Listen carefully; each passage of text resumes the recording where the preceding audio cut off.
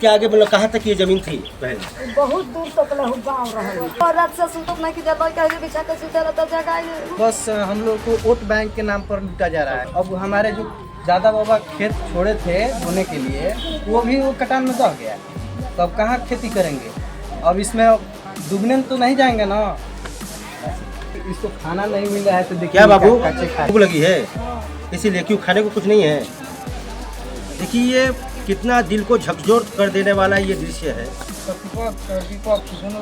आदमी यहाँ पर आते हैं और फोटो खिंचवाते हैं। भूख लगी है इसीलिए? क्यों खाने को कुछ नहीं है? देखिए ये कितना दिल को झकझोर कर देने वाला ये दृश्य है। उठाकर ले गया सैलाब सब कुछ, फकत आंखों की अब सिर्फ वीरान ही बची है। इस वक्त मैं मौजूद हूँ गोपाल नगर टारी गांव में। आप मेरे पीछे ये कटान का जो भयावह मंजर है आप देख सकते हैं। अभी जस्ट मैं खड़ा हूँ, मेरे एक हाथ की दूरी पर ये सरजू की धारा बह रही है और कैमरामैन से मैं ये कहूँगा थोड़ा जूम करके दिखाइए, ये दरारें भी पड़ चुकी हैं। तो आई थिंक 1 घंटे या 2 घंटे के बाद, जिस वक्त मैं यहाँ खड़ा होकर वीडियो बना रहा हूँ, इसके बाद अगर 1 घंटे बाद मैं यहीं पे आऊँ तो पता चले कि ये भी समा जाएगा। अब मैं दिखाना चाहूँगा ठीक कटान के मुहाने पे ये मकान है। ये मकान किसका है उनके बारे में भी उनसे भी मेरी बातचीत होगी, उनसे भी जानने की कोशिश करेंगे। और सबसे पहले मैं ये कहना चाहता हूँ कि ये गोपाल नगर टारी में जो कटान का दंश है ये कोई नया दंश नहीं है, ये सालों पुराना दंश है। सिर्फ इस साल अब तक 30 से 35 मकान जो है सरजू की धारा में विलीन हो चुका है। जैसे कि अब एक स्थानीय निवासी का कहना है कि यहाँ अब तक 80 मकान जो है सरजू की धारा में विलीन हो चुका है। तो यहाँ के स्थानीय निवासियों से भी मैं बात करूँगा। फिलहाल आते हैं जो कटान के मुहाने पे अभी फिलहाल ये मकान है, वहाँ अम्मा खड़ी है, आइए थोड़ा उनसे बात करते हैं। तो अब तो ठीक आपके सामने ही कटान लगभग आपके मुहाने पे है, क्या कहना चाहेंगे चाची आप?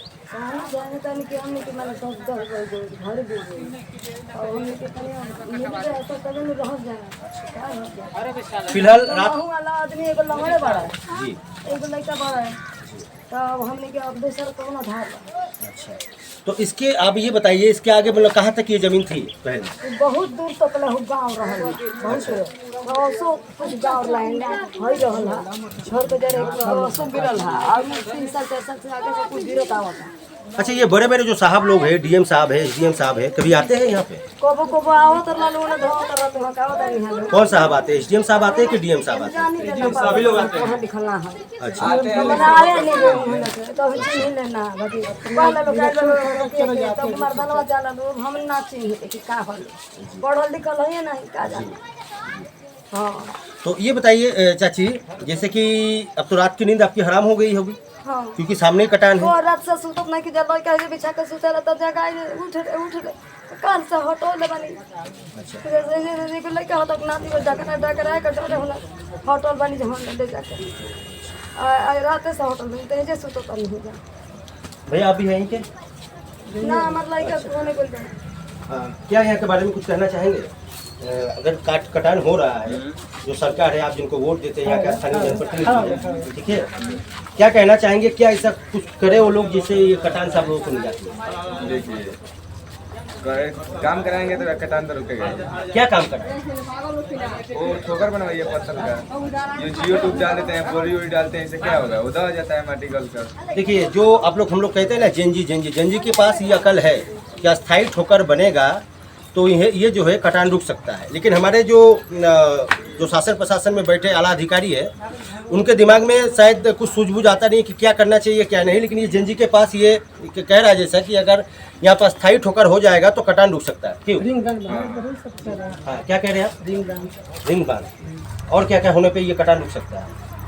बहुत कुछ पत्थर गिरा ठोकर बाद में कोई आते हैं बोरिया भर कर डाल देते हैं, कल भर जाता है बोरिया, तुरंत 2 घंटा बाद भर जाता है। अच्छा बोरिया जो जियो बैग विधि कहा जाता है, जियो बैग विधि से ये लोग कटान रोकने का प्रयास करते हैं लेकिन वो असफल प्रयास रहता है। हर साल वही हर साल क्या होता है? हर साल यहाँ पर 0 बैग लगाया जाता है, कुछ देर पहले तो पहले लगाया गया था परसों, जो फिर फंस गए। इस साल की सरकार डाली है। तो ये जियो बैग विधि मतलब किस लिए लगाया जाता है? कोई अस्थायी समाधान क्यों नहीं निकालते? क्या लगता है ऐसा क्यों करते हैं? तो अभी बताया कि यहाँ से बिल्डिंग बन जाएगा, वहाँ दीजिए। अच्छा, रिंग बार। दूसरा सही हो सकता है। अच्छा, अब तक इस साल आपकी आंखों के सामने लगभग कितना जो मकान है जो विलीन हो चुका है? अभी इस साल अभी इस टाइम में कम से कम 50 से अधिक हो गया। कितने लोग लगभग बेघर हो चुके हैं? 50 से अधिक घर हो गए। वो लोग कहाँ जाकर भी रह रहे हैं? यहाँ से कुछ 2 किलोमीटर पास में ही है। अच्छा, अस्थायी रूप से वहाँ दिया गया। अच्छा, जो पिछले साल जैसे कि कुछ लोगों का कहना है कि अब तक 80-85 मकान जा चुका है, तो पिछले साल जिनका मकान विलीन हो चुका है वो लोग अभी कहाँ रह रहे हैं? क्या उनको सरकार की तरफ से कोई जमीन मुहैया कराई? नहीं, कोई नहीं मुहैया नहीं कराएगा। वो अपना जमीन कीन कर वहीं पर निवास स्थान बना रहे हैं। जहाँ अच्छा, मतलब सरकार की तरफ से कोई जमीन मुहैया नहीं कराई? नहीं, कोई नहीं मुहैया नहीं कराएगा। चलिए, जैसा कि अभी सुन रहे हैं कि भाई ये लोग वोट तो देते हैं, वोट यही उम्मीद यही सोच के करते हैं कि अगर हमें कुछ हो जाता है तो हमारे पीछे सरकार है, शासन है, प्रशासन है। लेकिन जैसा कि यहाँ के स्थानीय निवासियों का कहना है कि इसके पहले भी जिनका मकान इस सरजू की धारा में विलीन हो चुका है उनको अभी तक कहीं से भी जमीन नहीं दिया, उपलब्ध नहीं कराई गई। इस वक्त मैं गोपाल नगर टारी गाँव में हूँ और मेरे पीछे आप देख सकते हैं ये जेनजी, वही जेनजी जो चाह दे तो सरकार का तख्ता पलट भी कर सकता है। जैसे कि जेनजीओ का कहना है कि अभी तक डीएम एसडीएम तो छोड़िए, जो वोट मांगने के समय आते हैं एक बार नहीं बार आते हैं, विधायक हो सांसद किसी का अभी तक यहाँ पे आता पता है। वोट देकर अपना हक देकर उनको बनाए हैं, तो हम अपना देखिए हम अपना हाथ काट कर उसको दे दिए हैं, तो उनका हक है कि वो हमारे गांव को देखे, बचाए। अभी तक उनकी तरफ से किसी प्रकार की कुछ मदद मिली आप लोग? नहीं, वो तो बोल रहे हैं कि हमारा सत्ता में नहीं है कुछ सरकार, वो सापा से है। तो क्या इस तरह का वादा उन्होंने उस समय किया था जिस समय चुनाव था कि हम सत्ता में आएंगे तभी करेंगे? नहीं, ऐसा तो कोई बात नहीं वो था। तो यही कहा था कि हमें विधायक चुनो। हाँ, ये तो बात है। और ये भी नहीं बोला था समाजवादी पार्टी का, तो अभी तो केंद्र में वो बोल रहे हैं कि सरकार नहीं है, इसीलिए वीडियो खराब। तो जैसा कि आप सुन सकते हैं, जब जनप्रतिनिधि का हाल ही ऐसा होगा, ना मौके पर सांसद जी आएंगे ना विधायक जी आएंगे, तो अधिकारी तो अपनी मनमानी करेंगे ही।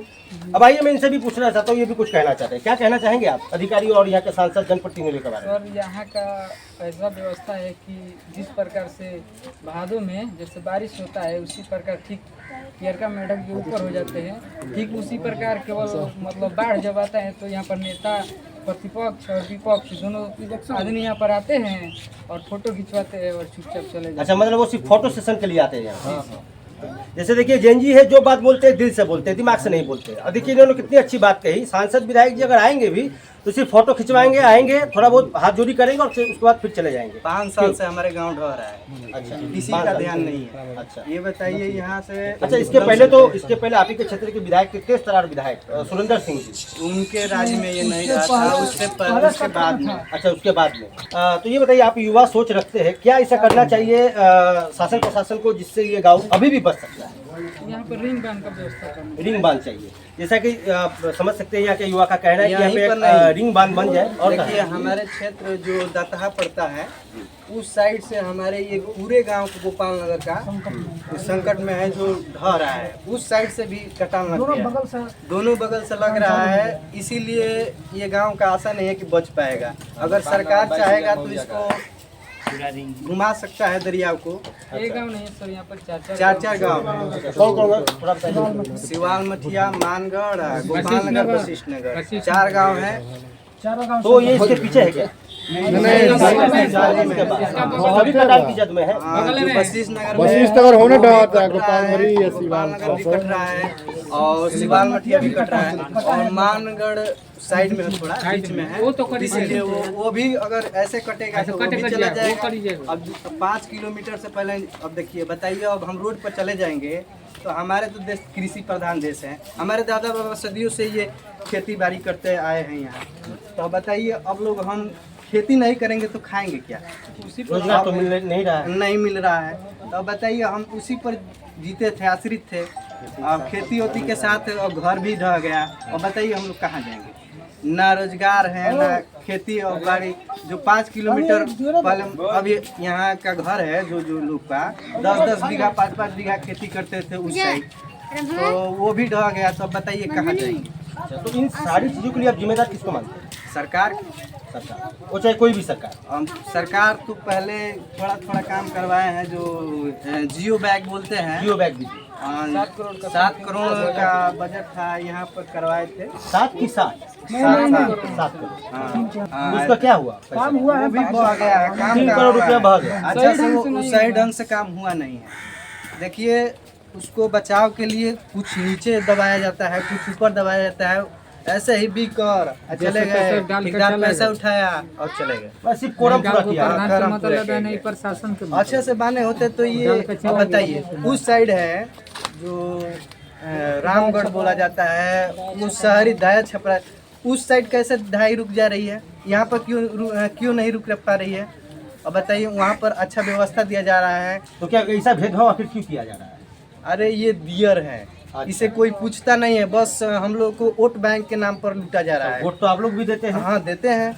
और उस समय तो ये नहीं ना कहा जाता कि दियर है, दियर के लोग वोट नहीं देंगे। यहीं के लोग देते हैं, बनाते हैं, फिर वो शहरी क्षेत्रों में विकास करते हैं। उधर जैसे कि रेलवे है, अच्छे अच्छे शहरों नगर पंचायत है, इसलिए उधर काम कर देते हैं। इसको बोलते हैं कि दियर पढ़े लोग नहीं है, लोग छोड़ो। कटान का रेड जोन है। अच्छा, पठान का रेट जो यहाँ बसेंगे, फिर यहाँ बसेंगे उठ कर।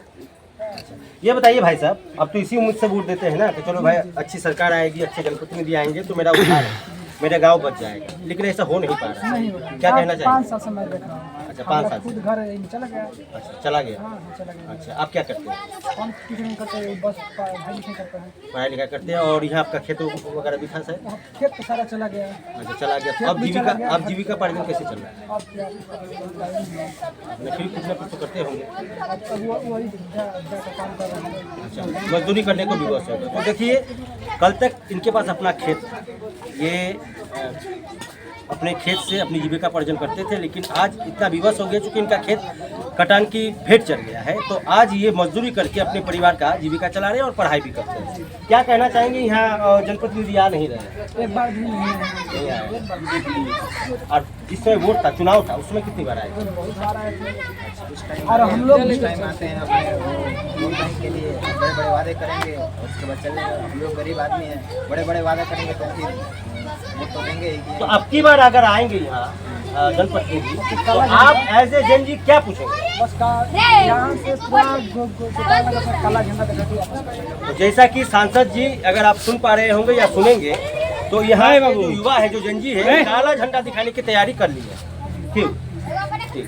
तो ये बताइए, चुनाव के पहले उस समय वो लोग आते हैं, उसके बाद नहीं आते हैं, तो अब की बार अगर आएंगे तो क्या आप लोगों की तैयारी क्या करें? वही लास्ट ऑफ उधर में उन लोगों को खदेड़ने का काम करेंगे। अब की बार सोचे हम लोग ना, हाँ, उन लोगों को रामबालक बाबा का जो फूल आप देखेंगे, उसी पर हम लोग बैठ कर धारणा करके उनको वहीं से लौटा देंगे। जब सरकार का कोई मतलब ही नहीं है कि गांव ढह रहा है, क्या हो रहा है, कहाँ जा रहे हैं, बच्चे खा रहे हैं कि सो रहे हैं कि बैठ रहे हैं, और बताइए कि रात में यहाँ कौन सोएगा, कब भी गिर सकता है ये घर, कोई नहीं जानता है।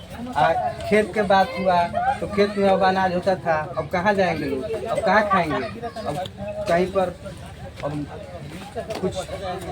कुछ भी सरकार व्यवस्था कर ही नहीं रही है।